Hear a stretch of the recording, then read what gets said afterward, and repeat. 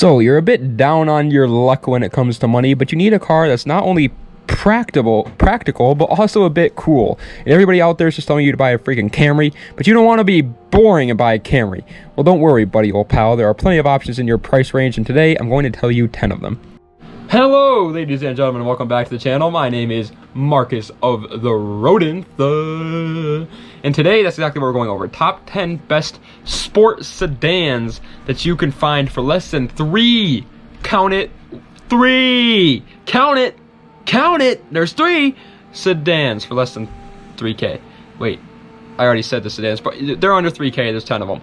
If you guys want to support the channel any more than you already are, head on over to www.smoothstance.com/shop to pick yourself up a hat, shirt, or shorts. And with that out of the way, ladies and gentlemen, thank you guys very much for all the support. I just wanted to say that really quick. You guys are the best. I love each and every one of you. You guys are making me happy day in and day out. It's amazing. This year has been amazing. With that out of the way, let's get right to the video. We're going to start off a bit strong with one of the most popular cars in the car scene right now, but in sedan form, the Infiniti G35. Alright, now I gotta admit, I lied a little bit there. The G35 is not very popular. But his twin brother, the 350Z, is. They all come with the same exact motor, a 3.5 liter V6 that makes 287 horsepower. They were both rear-wheel drive, and they both came with a limited slip differential. And they were all freaking cool, but the sedan gets, sadly, just no love. But that's actually a good thing for you and me, because it means that they are dirt cheap. You can find these for right around the $3,000 mark, and that is just perfect. And with 3K, you get everything great about the G35 Coupe, but with 4 doors. It's a win-win situation, in my opinion. Plus, if you do end up buying one of these, I personally can easily see these cars rising in price extremely soon. So it might be smart to actually invest in these G35 sedans. People are starting to drift them more often. People are starting to build them more often, buying them up and eating them up because they want G35 Coupes, so the G35 Coupes are too expensive. So they're buying the next best thing, which is a sedan. And so if you wanted like a good investment car, I think a G35 sedan is a good choice. But next we got to talk about the absolute king of the sedan world, Lexus. And what better Lexus to talk about than the Lexus LS400? Now, yes, this sedan might be a, grandma mobile that's meant for daily driving and really not much else. But over the years, the car community has kind of like accepted it in as one of like the best daily drivers that are still cool out there. People modify these things all the time now, and for good reason. It comes with a 4-liter V8 that makes 270 horsepower. And while you may think that means it's unreliable since it comes with a freaking V8, you, my sir, are dead wrong. These cars are highly regarded as one of the most reliable cars to ever exist. Yes, that's right, ever exist. You heard me right, ever exist. I said it 3 times. Ever heard of the million-mile Lexus? Well, if you haven't, you got to look it up, all right, buddy? And it was achieved by this car here. Plus, you can find them all day for right under 3K. It's going to be a little bit hard to even find them for sale, but when you do find one for sale, it should be under 3K all day. But I hear you loud and clear, young Padawan. You want something unique, a little bit different, shall I say. Well, what about the Mazda Protege MP3? That's right, buddy old pal. This little sedan still exists. Yeah, this is a car that actually came out. And you can find them for incredibly cheap. I found this one for $2,500, but there were even some going for as low as $1,000 flat. And when you spend that kind of money, you now have a 2-liter inline-4 making 140 horsepower to, sadly, the front wheels. I know. And while the last two were rear-wheel drive only. And yes, the one that you can pick up might be a hoopty, but this is a daily driver, not something that you might want to build in the future, because let's face it, these cars aren't necessarily the best to build.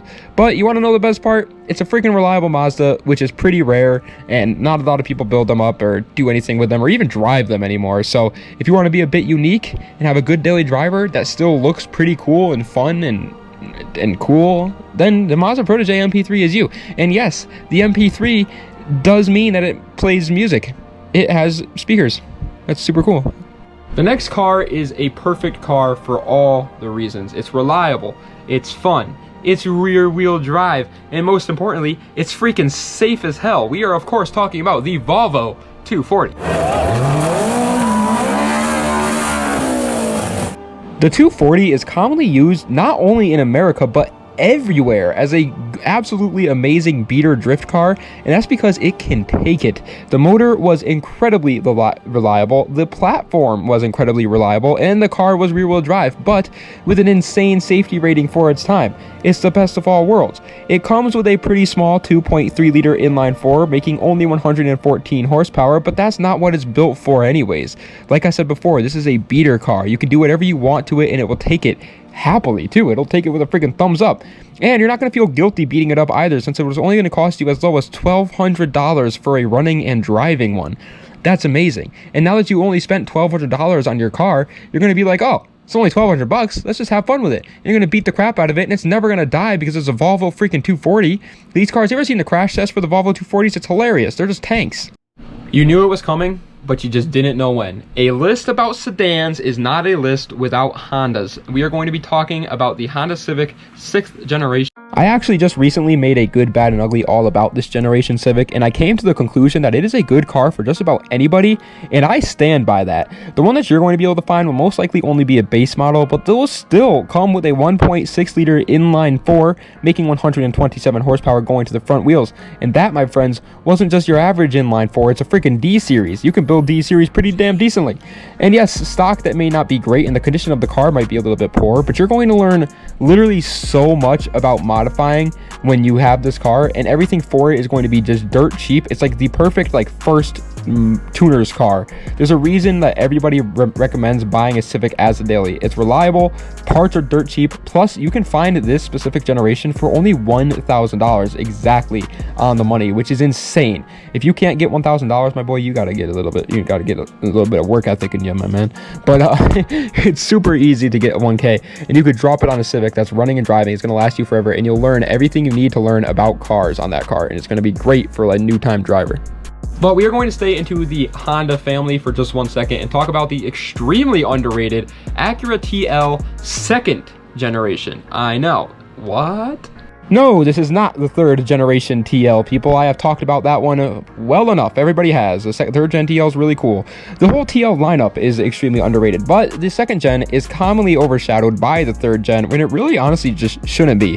It's just as good, especially when you consider the price. I found one for exactly $3,000, and it only has 150,000 miles, which might seem like a lot, yes, but for a Honda, that's like a freaking fart in the wind. Plus, when you buy one, you now have access to a 3.2 liter V6. You know what? Yeah, that's what it is, a V6, making a pretty nice 225 horsepower to the front wheels. It's actually one of the best cars on this list, I'm going to be honest. Also, to get rid of all like the grandmas hitting on you, just lower this car, put some wheels on it, and it's literally going to completely transform the car. These cars go from looking like just toes, like a big toe, to a baller car with just coilovers and wheels, and that's all you have to do to them. Plus, they ride comfy, they're an Acura, they're reliable as hell, and they look pretty damn good. But I can sense you northern boys getting ready to throw me the world's strongest punch because I have not mentioned anything all-wheel drive yet, but that is about to change. We are talking about the Audi A4 B6. The B6 Audi was commonly regarded as like the ugly duckling for the Audi A4 series lines of cars. And while I do have to agree, to be honest, that doesn't mean that it isn't a good car. It comes with a 3 liter V6 that makes 220 horsepower, and of course it was paired with Audi's legendary Quattro all-wheel drive system. So if you live somewhere where the winter is a factor, this is an obviously good choice for you. But I would also look into just Subarus. If you are in this winter area, I just want to put that out there. They're also pretty good. Now, while the B6 Audi may not be the best looking, they are actually surprisingly reliable. People always say that German engineering is unreliable, but that's just not true. The Audi A4 was voted number 9 in the top 10 reliable cars of all time, which is obviously pretty damn good. There's been a lot of cars over the course of our existence, and to be in the top 10, even if it is number 9, is extremely reliable.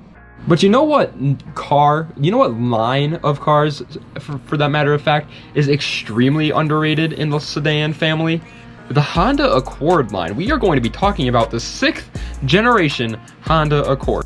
Now, I want to put this out there really quickly. If you can afford a newer, better generation Honda Accord, then it's obviously a better choice to get that one. But pretty much with these Accords, they are just cooler Civics. I know, I said it, I'm sorry.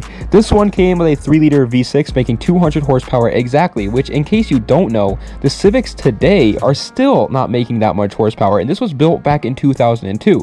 They also make for some pretty decent looking stance cars as long as you know what you're doing, and you can find them for dirt cheap due to them being just incredibly underrated. So if you do want to buy a Civic, but you want to be a little bit different, look into any of the Honda Accord generations, not just the 6th gen. The only reason why I put the 6th gen on this list is because most likely that's going to be like the newest generation that you're going to be able to find under $3,000. But there are plenty of times where people get lucky and you can find like a 9th gen Accord for under $3,000. If that's the case, that is an amazing deal. Accords are so slept on. Stop sleeping on them. Put on your alarm clock, buddy, because it's time to talk about Accords. But now we are at the number 2 spot, and between these last two, to be honest with you, it's kind of personal preference between which one that you'd rather have. But number 2 is the Lexus IS 300. Yeah, okay, I get it. It's extremely hard to believe that you can find a freaking IS 300 under $3K anymore. You're probably checking your calendars to make sure that it isn't April Fool's Day or something. But yes, the IS 300 can still be found for under $3K. I will be the first to admit, though, it will be hard to do so. I found a running and driving one for right over $3K at $3.5K, and I'm sure you could easily talk them down to $3,000 exactly. And once you do, you now have access to a 3-liter inline-6 making 225 horsepower to the rear wheels. But want to know the best part? That engine isn't just your average 3-liter inline-6, buddy. No, it is the 2JZ, baby. But it's not the 2J that came in the Supra. It's a watered-down, non-turbocharged version that can only make around 600 horsepower stock block. But either way, if you want a cheap drift car that looks good and has a freaking 2J in it, the IS 300 is still an extremely good deal. Yes, you can still find them under $3,000. It only took me 2 minutes to find that one above 3.5K. If I actually really wanted this car right now, I'd be spending like an hour a day, and I would easily be able to find them under $3K. And yes, I know the 2J isn't as good as the 2JZ GTE, but it's still really good. 600 horsepower is not no slouch.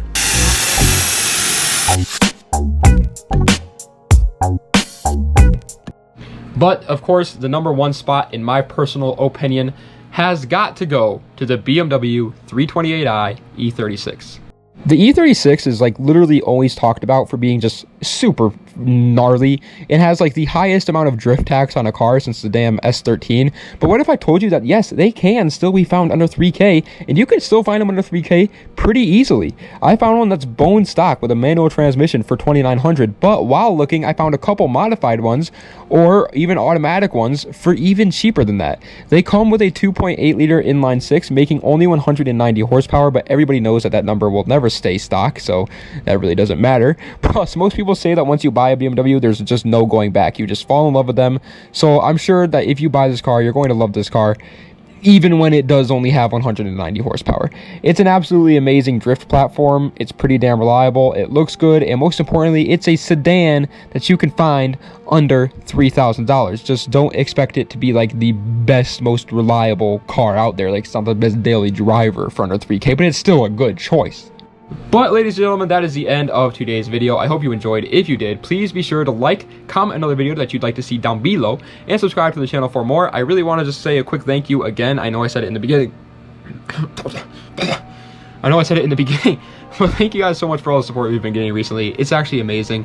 I'm trying all these new things to make the channel better, like the green screen, better scripts, better editing. I'm taking my glasses off, trying to line this up better with my face now so there's no glare or whatever.